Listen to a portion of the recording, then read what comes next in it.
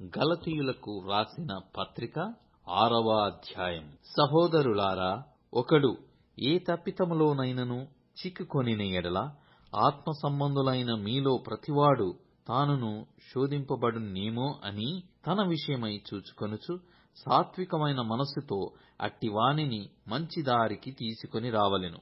ఒకని భారములనొకడు భరించి ఇలాగు క్రీస్తు నియమమును పూర్తిగా నెరవేర్చుడి. ఎవడైనను వట్టివాడయుండి తాను ఎన్నికైన వాడనని ఎంచుకొనిన ఎడల తన్ను తానే మోసపరచుకొనును. ప్రతివాడును తాను చేయు పనిని పరీక్షించి చూచుకొనవలెను. అప్పుడు ఇతరుని బట్టి కాక తనను బట్టియే అతనికి అతిశయము కలుగును. ప్రతివాడును తన బరువు తానే భరించుకొనవలెను గదా. వాక్యోపదేశము పొందువాడు ఉపదేశించు వానికి మంచి పదార్థములన్నిటిలో భాగమియ్యవలెను. మోసపోకుడి, దేవుడు వెక్కిరింపబడడు. మనుషుడు ఏమి విత్తునో ఆ పంటనే కోయును. ఎలాగనగా తన శరీర ఇచ్ఛలను బట్టి విత్తువాడు తన శరీరము నుండి క్షయమను పంట కోయును. ఆత్మను బట్టి విత్తువాడు ఆత్మ నుండి నిత్యజీవమను పంటను కోయును. మనము మేలు చేయుట యందు విసుకక యుందము.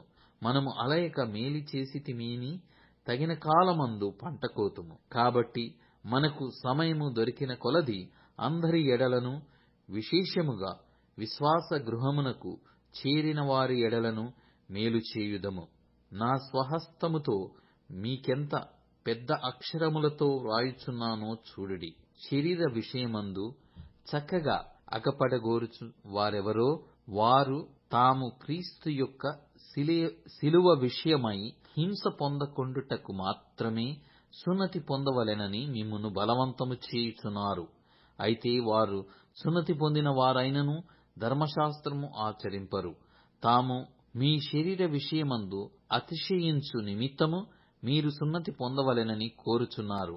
అయితే మన ప్రభువైన యేసుక్రీస్తు శిలువయందు తప్ప మరి దేని యందును అతిశయించుట నాకు దూరమవును గాక.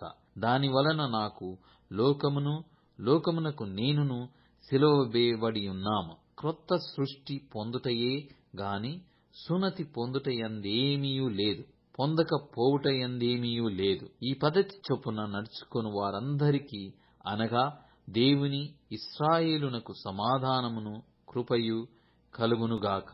నేను యేసు యొక్క ముద్రలు నా శరీరమందు ధరించియున్నాను. ఇక మీదట ఎవడునూ నన్ను శ్రమ పెట్టవద్దు. సహోదరులారా, మన ప్రభువైన యేసుక్రీస్తు కృప మీ ఆత్మతో ఉండునుగాక. ఆమేన్.